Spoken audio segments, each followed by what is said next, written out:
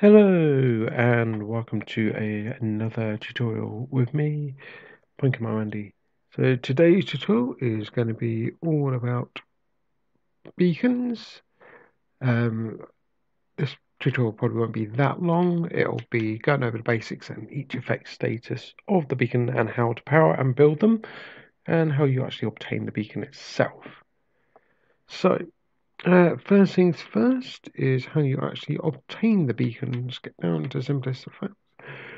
So with the beacon, it is a craftable only recipe. You don't get it from any sort of drops or any loot chests, so you can only obtain it by crafting it. What you will need is 3 pieces of obsidian going across the bottom, 5 pieces of glass going around the rest of the outside blocks, and then in the center you will require a nether star. Now the nether star is a drop from killing the wither, so you can't get a beacon playing purely in peaceful survival. You will need to increase the difficulty from easy to hard to be able to get the wither to spawn in, to then kill the wither, to be able to then get the nether star. Now, the nether star, when it is dropped, it does not become damaged by explosions. However, you can still lose the nether star by it falling into lava, fire, or cacti. And due to the uniqueness of this item and the way you obtain it, this item, once dropped, does not despawn for 10 minutes, whereas standard items will despawn after 5 if you do not collect them up. So there is a bit of an extended length on there. That's for Java. However, Bedrock does work slightly different with the despawning. Once again, most items are 5. The Nether Star does not despawn on Bedrock. So if you die after finding it, you've got unlimited time when the chunk's loaded to go and actually get it on Bedrock. Now, with the beacon, there are 4 different levels. There is a tier 1 level, which is a 3x3 square.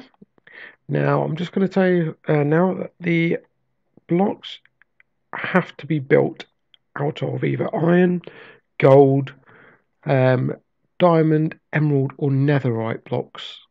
You can have a mixture of any of them, but it has to be built out of those specific blocks. Any other blocks, the beacon will not work or will not be powered at all. So to get the first tier, it is, like I say, 9 blocks. The effects you get from the beacon, and you can hear the sound there of the beacon when it's powered. Looking down, you can get inside this beam, and that's how it looks inside, and looking up is like that. A bit mesmerizing at times. So the beacon itself, so the tier 1 beacon, you'll only get the status effect 20 blocks away from where the beacon is. Once you've reached the edge of that 20 blocks, you will then get that same effect for a further 11 ticks without replenishing. If you're within range of the beacon, the effect will constantly replenish.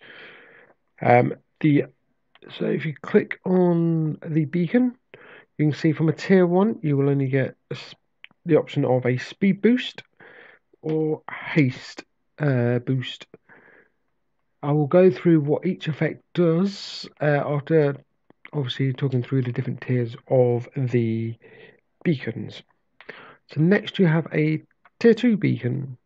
Tier 2 beacon is made up of a 3x3 square and a 5x5 square. In fact, let's go back to tier 1 quickly. Just side note, obviously it's 9 blocks of iron for this one.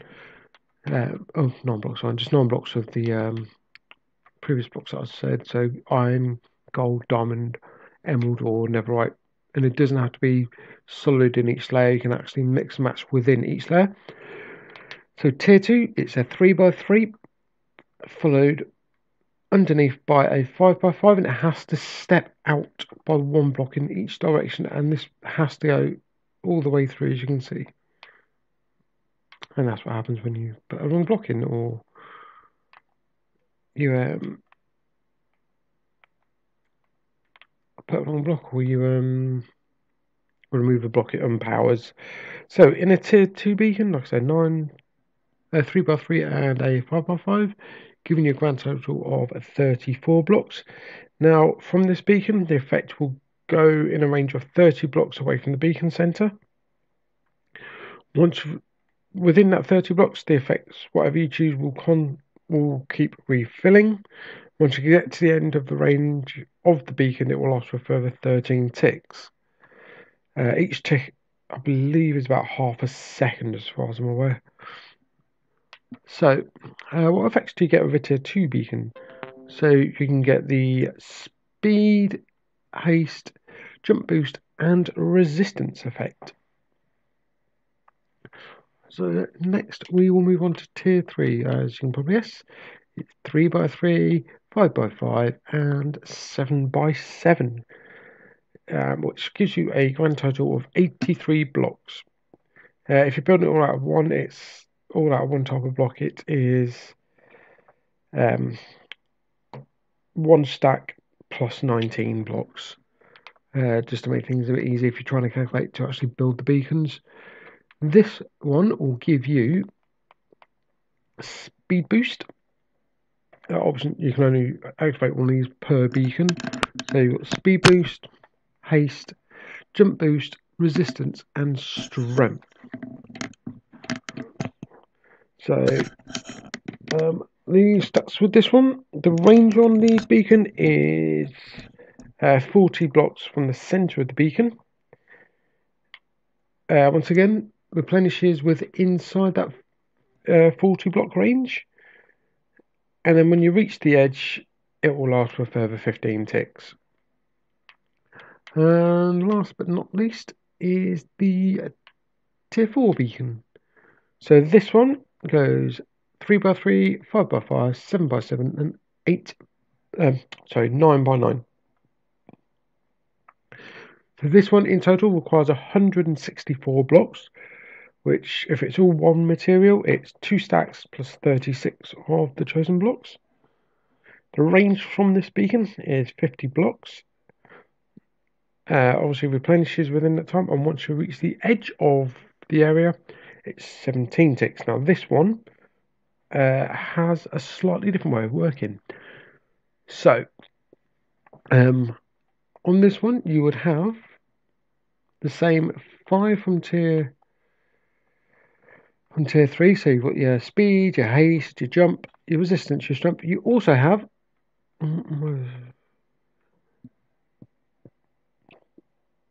another one on the other side, which I will get to in a minute.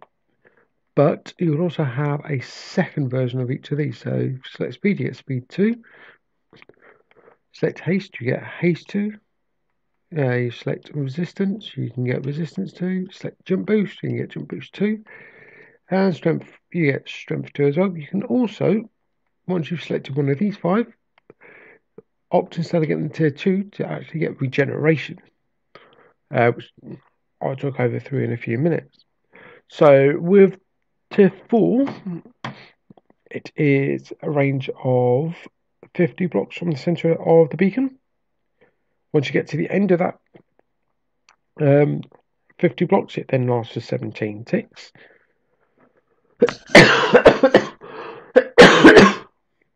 Sorry about that. Within the beacon itself, all 4 tiers will require 164 blocks of material, which is roughly 2 stacks of material plus a further 36 blocks. And yeah, that is it for talking about the tiers of the beacon. So over here I've done the materials that you can use to build them. So like I say, you've got iron, gold, emerald, diamond, and netherite that you can build the beacon out of. Now, to power the beacon, you will require an ingot.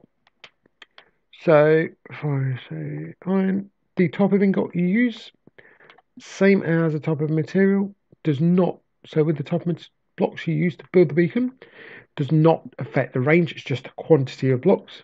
Same with whether you use a iron ingot, gold ingot, emerald, diamond, or netherite ingot.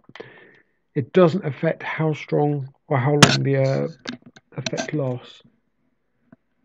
So to power it, all you would do is go into the beacon, select what you would wish. So if we go for H2, you select both for them, put the ingot in there. Now I've done this many times. I normally exit here. If you exit here, it does not work. You have to click on the tick. Once it's in force, you can see that the H2 icon's in the corner, and you've got the effect bubbles surrounding you. That's how you know the potion is in effect. The beacon is working. So if we go to unpower it, you can either remove a block, which is one way of empowering it, but if you don't remove the beacon, you can just click on the X. Should work. The effect will go in a minute. There we go.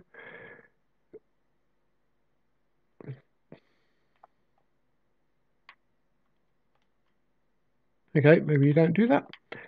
Oh, I thought you did. And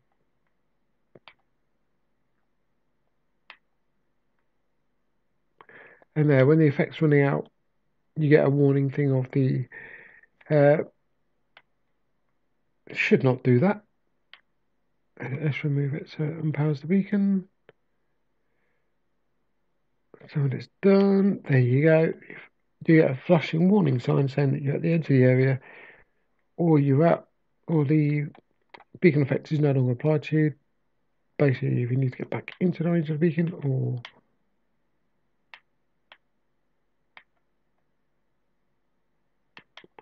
sorry, that was just annoying me.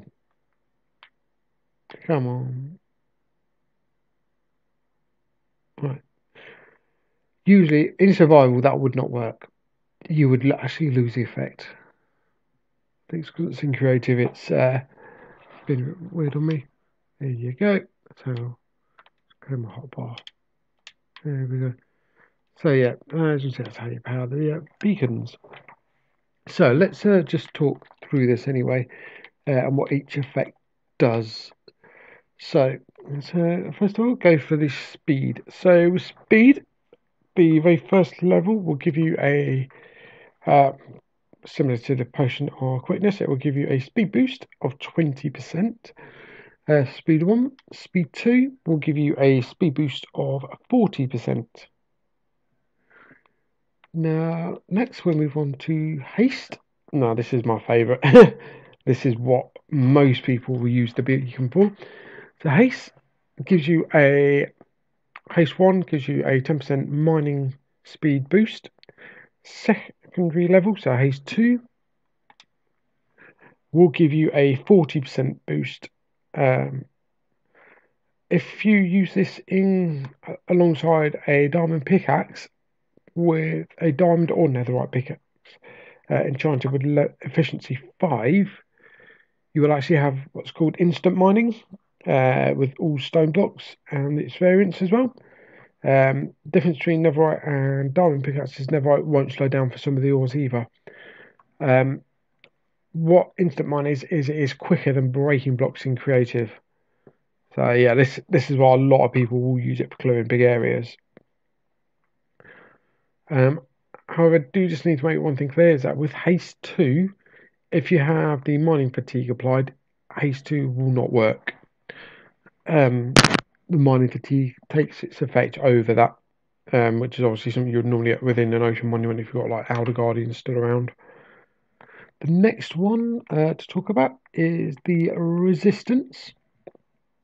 So the resistance gives you a 10% reduction in damage levels. Resistance 2 will give you a 20% reduction. However, this does exclude damage dealt by starvation or the void. Next, you have jump boost. So jump boost, that will boost your jumping height to 1.5 blocks. Jump boost 2 will boost that to 2.5 blocks in jump height. So with jump boost 1, you can clear like fences and walls. Jump boost 2 can clear a bit more than that. Okay, so next one to talk is strength. So with strength, that will give you on the first level. Now this is where things do differ between Java and Bedrock. So I'll do my best to try and simplify it for you.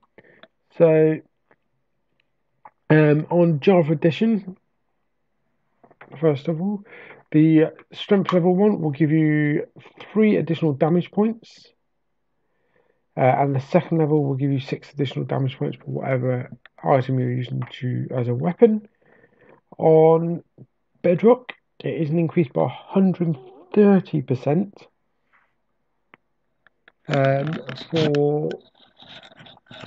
for strength 2 and 260 for strength. So strength 1 is 130%, 260 for strength 2. There is a bit more to it than that though. So on both of them, there is a boost for each level that the weapon has. For say sharpness, I believe it comes into. There might be a level of weapon, but I know it does differ between each level of the weapon itself. Okay. And then last but not least, you have regeneration. Once again, this is different for both Java and Bedrock. And obviously, to get regeneration, when we need to select one of these, any one of them, and then the regeneration, and you must have a tier 4 to get regeneration. So, regeneration for the different versions. So, regeneration